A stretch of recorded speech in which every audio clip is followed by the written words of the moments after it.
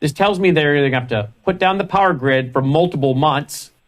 They're going to release another bioweapon.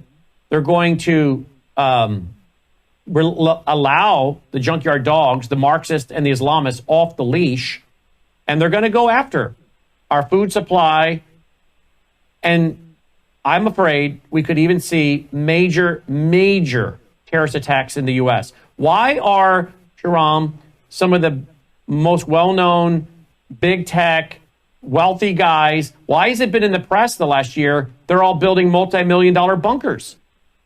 I am concerned that NATO, of course, is pushing and poking Putin and they're going after his early warning systems.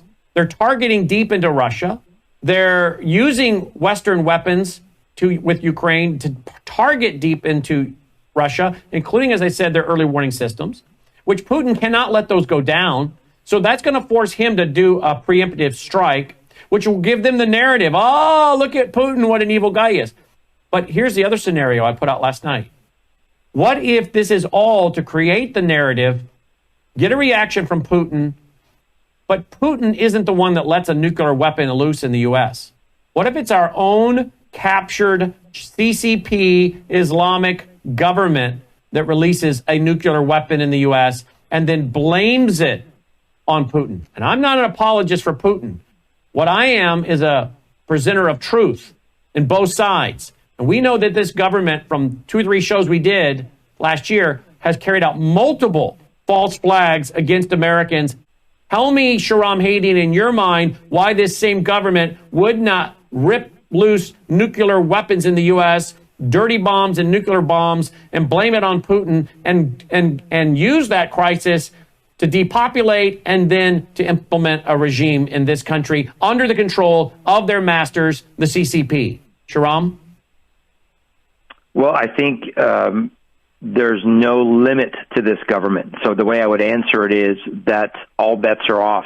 This government, that I believe is the most corrupt that we've ever had in this nation, at the federal level certainly, and in many states, but the political parties are being corrupted. So to me, there's no limit on what they will allow, because as you said, they've done it before. They've carried out harm against their own people. I think that they're looking at multiple things they're going to release simultaneously. They have to depopulate, as you said. This is a major, and this is, I think, Brandon, honestly, when I talk to other Christians, I think the depopulation thing is the biggest thing for Christians to get their minds around. It's like, okay, yeah, I can see this, I can see that. But when you tell them about depopulation, it's like their minds shut off. It's like they can't handle the concept that these leaders would be that evil, and Satan would be that evil to influence these leaders to do such a genocide against the human population. But that's exactly what they've said. That's exactly what Agenda 2030 is about. That's exactly what Sustainable Development is about. That's exactly what they have to do. So I think all those are on the table. The only thing I don't know is whether they start carrying this out this fall, or whether, as you and I have talked about another scenario, which is they allow Trump to win. Every indication looks like, in my opinion, that they're setting up for a Trump presidency, whether they've already gotten him to agree to certain things, whether he's just not going to touch certain things because he wants the power back, but hey, you can't touch the deep state, and then unleash those things on his watch. I think both scenarios are on the table. It could happen this fall, where all these things are unleashed. Certainly we see the lockdowns coming. I mean, again, it's just how many more warnings can we give to people? But also, I could see the scenario. We get through this election, and now on Trump's watch, all of this happens. Imagine that. Imagine if that deep state intelligence apparatus under Trump's watch could then come after us when those things are unleashed, maybe early 2025. Just a thought. Well, we do know that Dennis Meadows, who was one of the founders back in the early 70s of the Club of Rome and Limits of Growth, we played it last night. He is calling for bringing the population down to 1 billion. We're at 8 billion. It was at 7 billion when he made the video. He's calling for bringing it down to 1 billion people. People don't understand this. You say the Christian community doesn't understand this. And the reason the Christian community doesn't understand this is because largely our pulpits have gone silent on teaching about the occult, about teaching about paganism, the worship of nature, pantheism, panentheism. I hate to say it, I'm not sure a lot of pastors in America anymore could define pantheism or panentheism. They don't understand that it goes back to Genesis 3, that this is the worship of nature. And to them, just like in the Holocaust, depopulation is seen as human sacrifice to a Babylonian goddess system, as Dr. Mark, his last name come to me in a minute, but Dr. Mark points out in his book, Nazi Ecology. This is nothing new. This is, again, paganism, New Age concepts. It's part of their religion.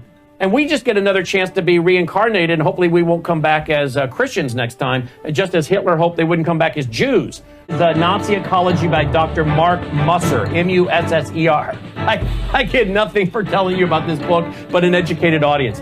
If you were to read that book by Mark Musser, Nazi Ecology, you would understand that these people are driven by a satanic, demonic ideology, okay? When it comes to wiping out Christians, wiping out the Jews. This is what Hitler did, because the Jews, they believe that nature, as do Christians, that nature is here to serve man. We have stewardship.